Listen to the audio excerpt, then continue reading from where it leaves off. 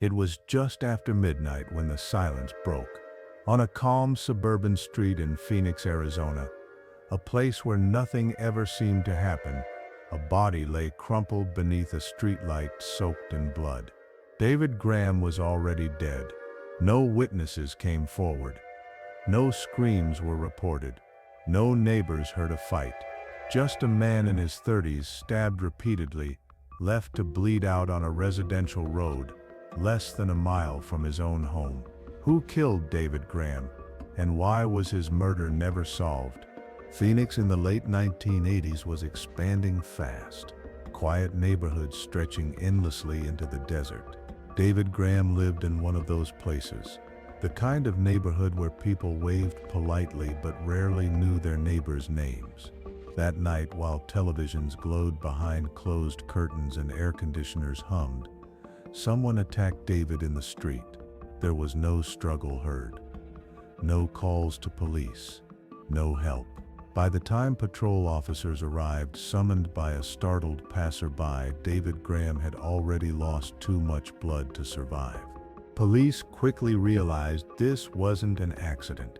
David had been stabbed multiple times, deep, deliberate wounds to the chest and torso. This wasn't random violence. It wasn't a robbery gone wrong. His wallet was still on him, his watch still on his wrist. Whoever attacked him wanted one thing: to make sure David Graham didn't walk away. To investigators, the biggest question came immediately. Who would want David Graham dead?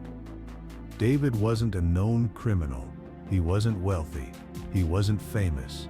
Friends described him as quiet, reliable, predictable. He worked regular hours, kept mostly to himself, and lived what appeared to be a normal suburban life. There were no obvious enemies, which made the brutality of the attack all the more disturbing. Detectives began retracing David's final hours. Where had he gone?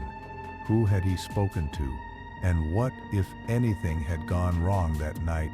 Reports suggested David had been out earlier that evening, possibly stopping by a local bar or visiting acquaintances.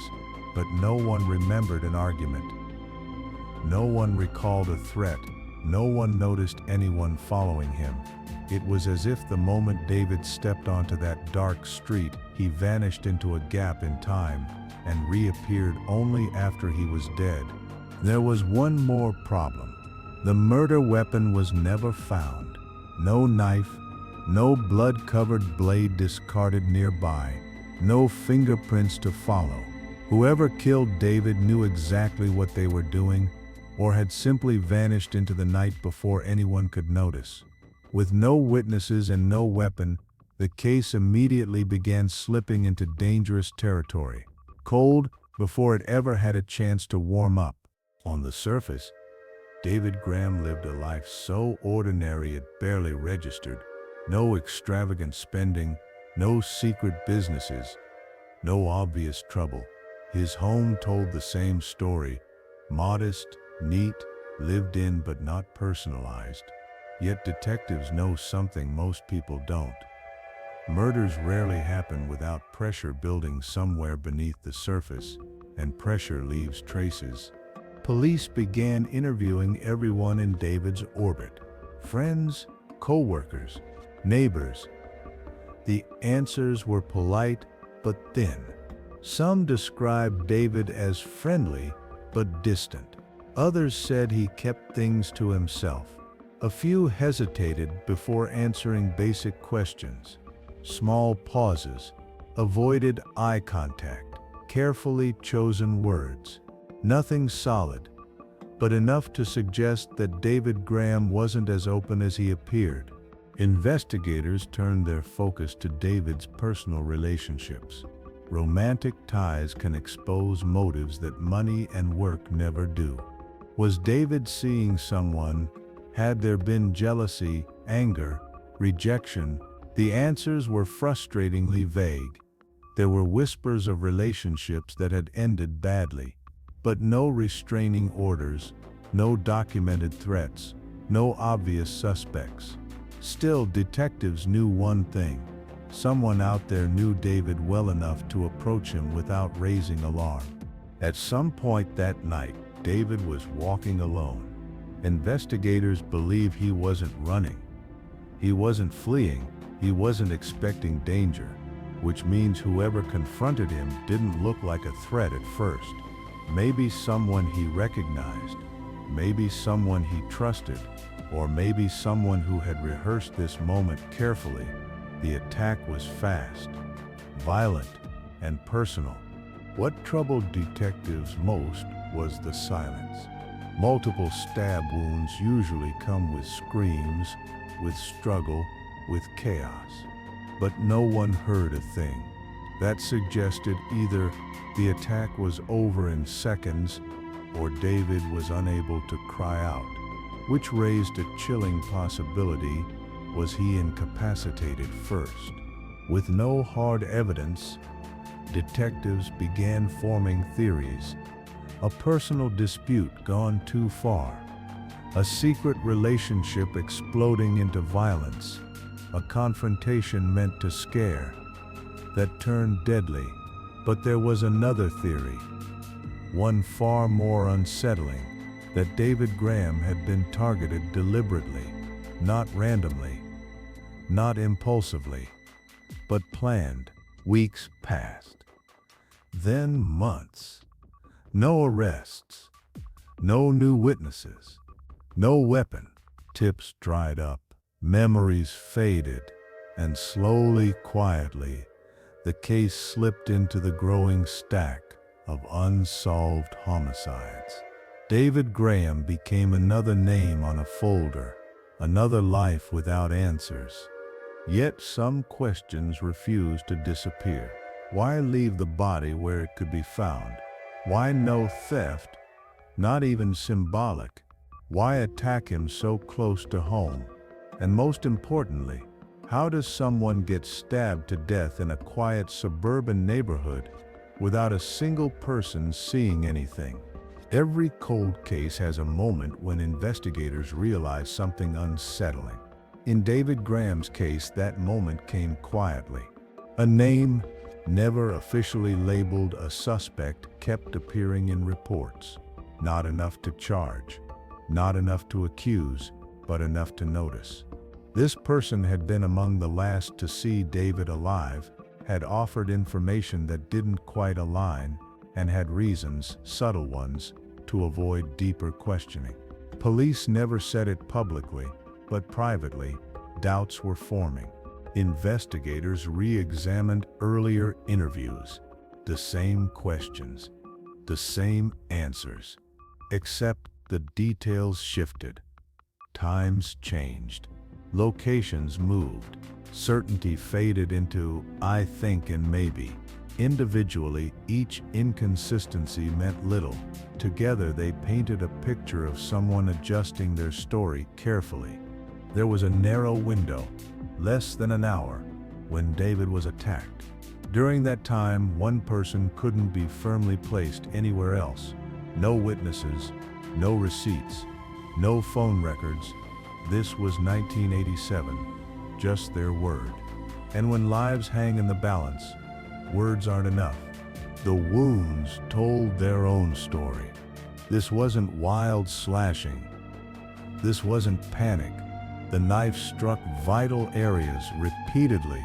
That level of violence often means one thing: emotion, anger, fear, or betrayal.